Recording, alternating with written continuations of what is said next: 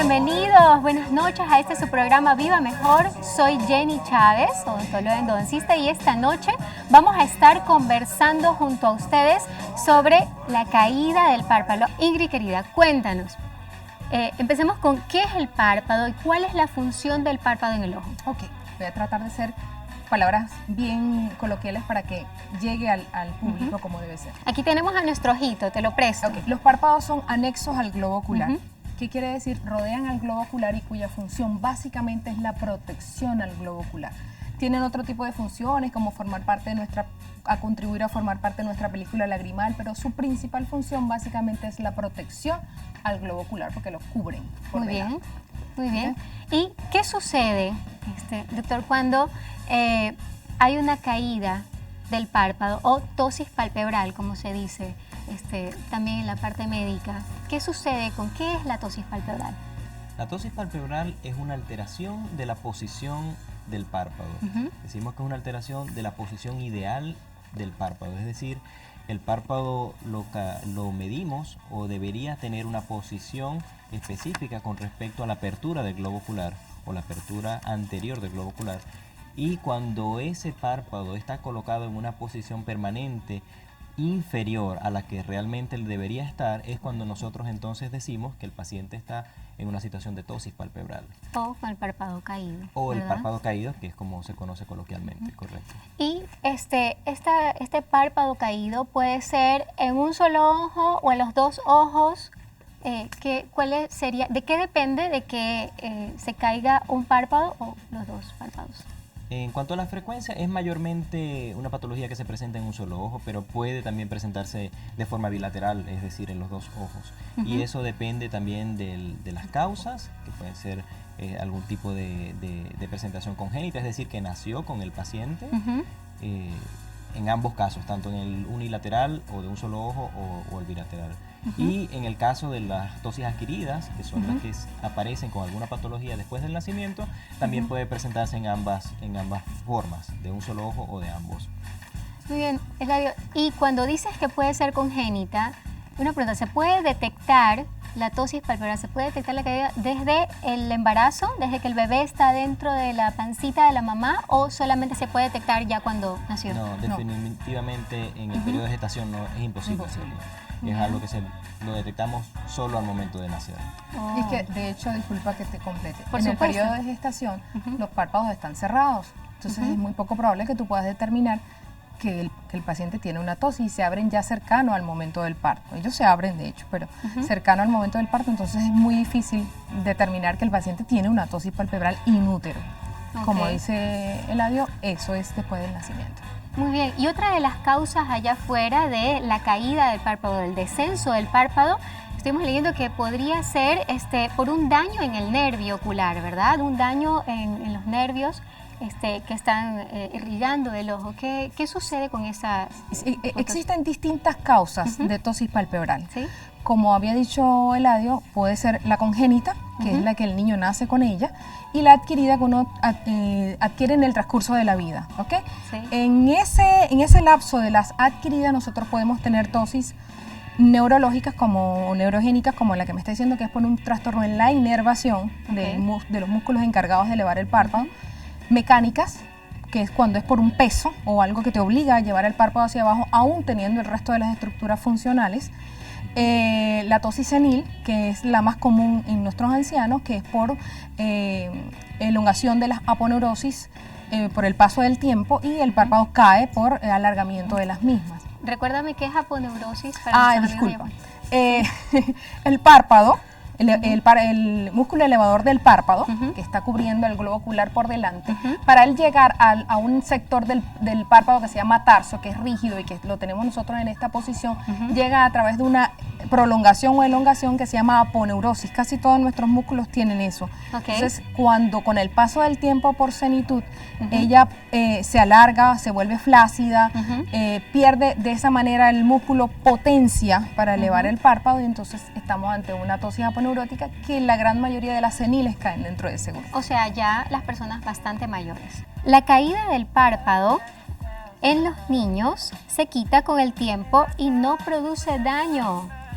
Mi querido doctor Eladio, cuéntenos, ¿esto es un mito o es una verdad? Realmente es un gran mito. La caída de los párpados en el niño es una patología, para el efectos del desarrollo visual es una patología grave, porque una ptosis o una caída del párpado que supere el eje visual, que es la pupila, limita el desarrollo de la visión, por lo cual es una patología que debe tratarse desde el momento que se detecte. Las inyecciones de Botox pueden producir la caída del párpado. Mi querida doctora Ingrid, cuéntenos, ¿esto es verdad? Nosotras las mujeres que somos tan esa pregunta vanidosas. Me encanta porque tiene una doble respuesta, sí y no. Ok. En realidad un Botox bien colocado no tiene por qué producir una caída del párpado. Un Botox mal colocado me puede afectar el elevador del párpado y por supuesto producirme una ptosis palpebral, que afortunadamente una vez que el efecto de la toxina botulínica desaparezca, ese párpado volverá a su posición original. Pero una toxina botulínica o un Botox bien colocado no va a producir ptosis. Por el contrario, eleva las cejas y da un aspecto de párpados más abiertos, que en realidad no es un párpado más elevado, pero da esa sensación estética. Colocarse cremas en la cara y en los párpados disminuye la posibilidad de que estos se caigan. Para todas nosotras las mujeres que somos súper vanidosas, yo me pongo cremas todos los días, pero yo no sabía que podía ponerme en el párpado. Cuéntanos, Eladio. No, ¿Es cierto o no? No tiene ninguna relación colocarse cremas en los párpados y que eso conlleve a una ptosis palpebral. De manera que las mujeres por ese lado pueden estar tranquilas, pueden seguir usando sus tratamientos de... Ni que la prevenga tampoco. Ni que la prevenga tampoco, muy bien. Sí. Es más, es recomendable, sobre todo en las mujeres, tanto en las mujeres como en los hombres, mantener una buena hidratación de la piel, ¿no? Y las mujeres siempre están acostumbradas a utilizar cualquier tipo de cremas anti-envejecimiento, anti-arrugas, todas esas cosas. Entonces, pueden hacerlo sin ningún temor, eso no va a producir ninguna ptosis palpebral y por el contrario, más bien pueden mantener con eso mejor aspecto de la piel y eso preservarle más el mejor aspecto palpebral, más no tiene nada que ver con la posición o la caída del párpado. La caída del párpado no se trata hasta que no se dificulte la visualización. O sea, ¿usted cree que esto es verdad, Ingrid? No necesariamente. Nosotros podemos tener ptosis palpebrales sin comprometimiento del eje visual que pueden ser quirúrgicas perfectamente. El mito tal vez pueda venir por el hecho de las ptosis palpebrales en niños, en donde el comprometimiento del eje visual para nosotros es sumamente importante, por lo que Eladio estaba diciendo hace un momento. El desarrollo visual del niño se da me refiero al desarrollo de la retina, se da en los primeros años de vida. Y si nosotros tenemos un párpado que compromete el eje visual o el sitio por donde el niño ve, eso trae como consecuencia que su visión no se desarrolle y es en ese sentido para nosotros primordial tratarlo. Pero una ptosis palpebral no necesariamente tenemos que esperar que comprometa el eje visual para actuar sobre ella. La marihuana puede producir ptosis palpebral e inyección conjuntival. Primero queremos aclarar un poquito qué significa esta inyección conjuntival, ¿verdad, Eladio? Sí, la inyección conjuntival es un término que se atribuye al enrojecimiento del ojo. Básicamente tiene que ver con la dilatación de los vasos que están en la conjuntiva y eso produce un aspecto rojo del ojo, lo que la gente puede llamar conjuntivitis, pero no es una conjuntivitis infecciosa, sino que es una vasodilatación, un aumento del calibre de los vasos o por la circulación en el ojo, y eso es lo que llamamos nosotros inyección conjuntival o inyección ocular. Muy bien. Ahora, con respecto al mito, no hay un trabajo científico que realmente demuestre que la marihuana puede producir ptosis palpebral. Por el contrario, de los efectos secundarios del uso de marihuana, puede más bien haber lo que llamamos nosotros una retracción palpebral, que es una apertura mayor de la hendidura palpebral o de los párpados. De manera que es posible, sí, que por el cansancio excesivo de una persona que ha estado expuesta al consumo de marihuana, haya por cansancio una fatiga o fatigabilidad del músculo palpebral y eso haga que descienda temporalmente o parcialmente o transitoriamente, descienda de su posición normal o habitual hasta que simplemente se recupera la energía del músculo. Tenemos a una persona en la línea. Hola, ¿cómo está? Buenas noches. Hola, buenas noches, doctora. Quisiera felicitarla por el programa. Muchísimas gracias. ¿Cuál es su nombre, por favor? María José, María José, ¿en qué la podemos ayudar? Cuéntenos. quisiera saber si no hay ninguna manera de prevenir una atosis del párpado, ni siquiera con fisioterapia o algo así. Ok, muchísimas gracias por su consulta. Mis queridos doctores, ¿hay alguna forma de prevenir la caída del párpado o tosis palpebral? No, forma de prevención no existe, ¿no? Digamos, la tosis palpebral o la caída del párpado tiene muchísimas causas y dependiendo de eso, una vez que se presenta es cuando vamos a actuar. Si el paciente no tiene tosis palpebral, pues no hay nada que prevenir. De manera que eso va a depender de la patología que produzca la tosis palpebral. Y con respecto a lo que comentó la persona que llama de las terapias, sí hay algunas terapias o fisioterapias que se pueden hacer como ejercicios para el párpado, pero en un paciente que ya está en proceso de rehabilitación por alguna patología de tosis palpebral. Eladio, estábamos conversando un poquito detrás de cámara sobre estos síntomas que tenemos cuando se trata de una tosis palpebral o caída del párpado. Cuéntanos más o menos cuáles son los síntomas que pueden haber allá afuera, aparte de lo evidente que es la caída del ojo. Sí, el paciente, uno de los signos que les llama la atención primariamente es cómo se ve en una foto. El paciente de pronto ve una foto y se nota que un párpado está más abajo que el otro, o los familiares les dicen que se ven en la foto con un párpado distinto, o vulgarmente o coloquialmente, como dice la gente, un ojo gacho con respecto al otro. Entonces, ese es básicamente el primer signo que el paciente detecta. Sumado a eso, casi siempre cuando empezamos a interrogar al paciente, a investigarlo, el paciente habla de irritación en los ojos, ardor, picazón, lagrimeo, que pueden estar asociados a patologías de la superficie ocular propias de que el párpado está más abajo de su posición habitual. Y en cuanto a la visión, la tosis palpebral puede producir astigmatismo. Okay. Es un defecto refractivo. Recuérdame qué significa astigmatismo. Es un defecto refractivo que tiene que ver con la alteración de la circunferencia de la córnea. ¿Okay? Se altera la circunferencia de la córnea por la presión que le está haciendo la superposición del párpado más abajo de la zona que debería. Tenemos una persona en la línea. Hola, ¿cómo está? Buenas noches. Hola, buenas noches. ¿Nos puede decir su nombre, por favor? Diana Briones. ¿Cómo está, Diana? ¿En qué la podemos ayudar? Mire, le estoy llamando de Manta. Mire, yo tengo una bebé que tiene 3 meses de edad. Cuando ella nació, al segundo día de haber nacido, tenía su ojito cerrado, su ojito izquierdo. El médico nos dijo, bueno, el pediatra le hizo la revisión, nos dijo que era todo normal. A medida que fue pasando el tiempo, su ojo izquierdo se ve mucho más pequeño que el derecho. El derecho se ve mucho más abierto y su ojo izquierdo se le ve su párpado mucho más grueso que el otro. Es decir, el pliegue del derecho sube hasta arriba, pero el del izquierdo, el que se ve pequeño, su párpado se ve mucho más grueso y no sube en su totalidad.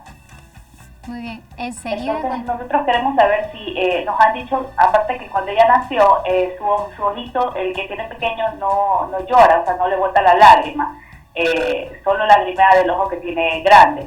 Entonces, muchos nos dicen que es el lagrimal obstruido, pero nosotros queremos saber qué tiene que ver eso con el tamaño del ojo y el párpado, que es muy grueso. Sí, muchísimas gracias. Enseguida contestamos su pregunta. Ok. Ingrid, qué interesante este caso, ¿no? Ok, interesante. Para empezar, considero que quien debe evaluar la decisión de si el niño tiene una tosis o la niña tiene una tosis es el oftalmólogo y no el pediatra. Recuerden que nosotros trabajamos con la función del globo ocular y la función del globo ocular nos corresponde a nosotros. Entonces, considero que usted debe llevar al bebé a que lo evalúe un oftalmólogo y decida si efectivamente está ante una tosis, si efectivamente está ante una obstrucción de vía lagrimal contralateral y si efectivamente esa tosis está o no comprometiendo el eje visual. El eje visual es el sitio por donde el bebé ve, que nos indique a nosotros que es una cirugía de prioridad y que puede o no comprometer la función del globo ocular a futuro. Entonces, mi recomendación ante el caso es no lo evalúe con el pediatra. No estoy menospreciando la calidad de atención o conocimiento del pediatra, sino que zapatero a tu zapato. Del globo ocular sabemos los oftalmólogos, y que sea el oftalmólogo el que tome la decisión respecto a qué tiene y qué conducta hay que tomar al respecto. Muy bien, muchísimas gracias, Ingrid. Y justamente para que nuestros televidentes estén más conectados con todo esto, por ahí tenemos algunas claquetas que nos enviaron sobre la caída del párpado. Cuéntanos, Eladio, ahí tenemos, este es un casito que tú nos mandaste, ¿verdad, Eladio? Sí, esta paciente que estamos viendo allí en pantalla, en la parte superior vemos una niña que tiene tosis palpebral bilateral, de lo que estamos hablando al principio. Muy bien. Solo que en este caso el ojo izquierdo, su defecto de tosis es mayor que el lado izquierdo, que el lado derecho. Esto es algo que a simple vista alguien que no maneje el tema piensa que su defecto es solamente del lado izquierdo porque es el que se ve peor. Pero la realidad es que desde el punto de vista oftalmológico tiene el defecto en los dos lados. Por lo cual se le hizo una corrección de tosis en ambos ojos, y en la foto que está en la mitad inferior de la pantalla, pues podemos ver ya el resultado posterior a la resolución quirúrgica de esta tosis palpebral, que en este caso fue una tosis congénita. Es decir, esta niña nació con ese defecto, solo que se corrigió posteriormente, ya cuando tenía más de 10 años. ¿Y nuestro siguiente caso? Esta es una paciente con tosis palpebral unilateral, es decir, solo del lado derecho. Fue una paciente que a los 15 años presentó por una patología esta tosis y le preocupaba mucho desde el punto de vista estético, aun cuando no le afectaba la visión. Entonces se le hizo una corrección quirúrgica también, y lo podemos ver el resultado en la parte ¿Después inferior. de cuánto tiempo es el resultado final? ¿Es inmediato? Hay un resultado inmediato que ya le da de por sí una altura superior al párpado de como estaba. Sin embargo, el resultado definitivo lo vamos a ver entre 1 mes y 3 meses, dependiendo del tipo de defecto que tenga el paciente y dependiendo de la técnica que se utilizó para la corrección. Muy bien, ¿qué tenemos allí? Es una señora, ella ya es mayor, ¿verdad? Esta es una paciente que tiene 42 años, tuvo un accidente automovilístico y tuvo una lesión palpebral que conllevó a una tosis palpebral traumática. Y desde el punto de vista estético, todavía una mujer muy joven, y ese aspecto del ojo o del párpado caído pues le preocupaba mucho. Y casi no se nota, ¿ah? Casi no se nota que bueno, tuviera pero el párpado. precisamente es ahí donde están los detallistas que son las mujeres en sus detalles físicos, ¿no? Entonces ese era el motivo de consulta básicamente de esta paciente. Y bueno, intentamos ayudarla tratando de corregirle este defecto. Ella no solamente tenía el párpado caído, sino que si se fijan en la foto, la parte superior al borde del párpado, en el lado que está caído, está más profunda que del lado derecho, que es lo que nosotros llamamos el surco palpebral, que es el espacio que está exactamente por debajo de la ceja. Entonces, a ella se le hizo una corrección de la tosis más un relleno de ese surco para que se viera bastante similar al lado derecho. Muy bien. Y qué interesante todos estos tratamientos, ¿no? Cuando detectamos una caída del párpado, ¿quién es el especialista o quién es la persona que debe de detectar, diagnosticar y tratar? ¿El pediatra, el oftalmólogo, el señor de la tienda, de la farmacia? Como le contesté a la paciente, señora que consultó hace un momento por teléfono, sin lugar a duda el oftalmólogo. Cuando comenzamos el programa aclaré que los párpados tenían como función protección al globo ocular. Y por lo tanto, quien debe tratar es quien sabe cuál es el funcionamiento del globo ocular y las consecuencias que una tosis palpebral puede traer. Y dónde actuar, porque sabemos cuáles son los músculos encargados de elevar el párpado y a dónde tenemos que llegar.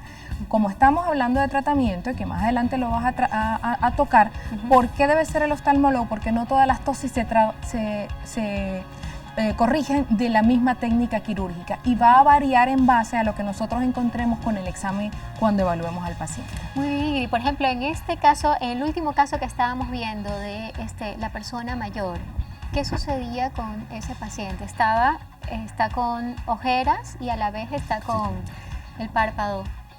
Ese es un paciente que yo traje la foto porque hay mucha confusión con respecto a consulto doctora porque tengo el párpado caído, y hay mucha confusión en esto porque párpado caído es posición anormalmente baja del párpado que que me interfiera parcialmente o no con el eje visual, o que esté por debajo de los límites que normalmente debe estar el borde superior.